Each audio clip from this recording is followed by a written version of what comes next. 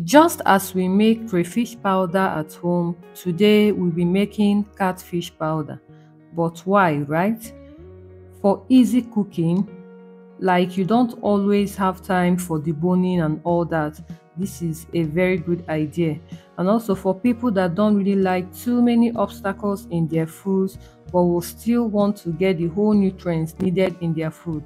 This video is similar to the meat powder that I posted the other day. So today we'll be making catfish powder. So let's get started.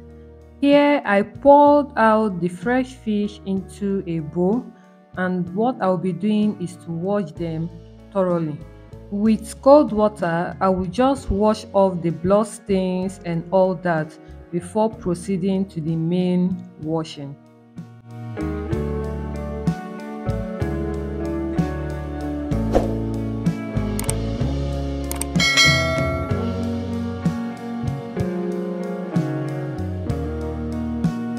So after washing with cold water, I added enough salt.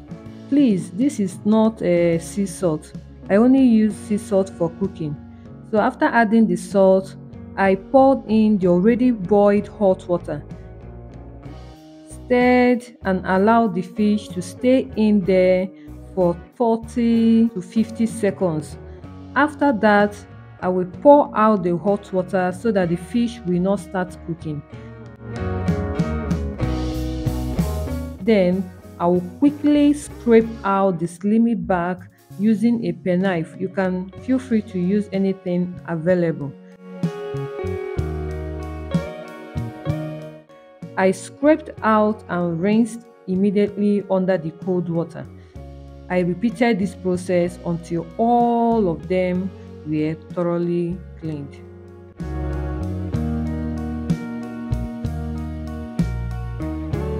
So this is what you are meant to get after scraping and rinsing. So what I did next was to pour them back into a bowl, and with cold water I rinsed again, and I repeated this process 2 times. So after scraping the back under a running water, under cold water, I rinsed them again 2 times just to make sure that the fish were cleaned. After that, I placed them on an oven tray for drying.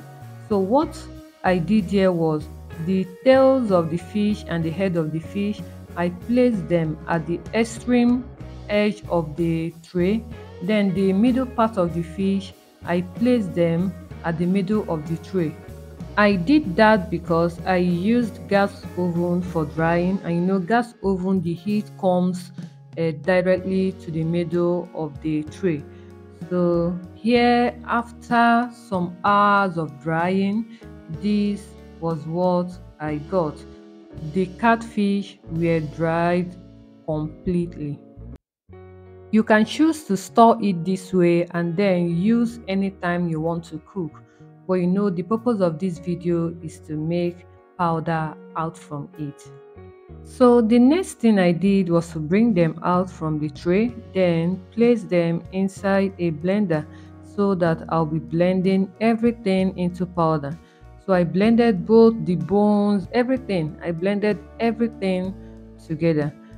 Please remember to use a strong blender for this. If you don't have a blender, you can also use your mortar to pound it. You still achieve the same result.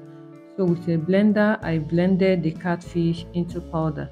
Please note, I did not blend the head of the catfish.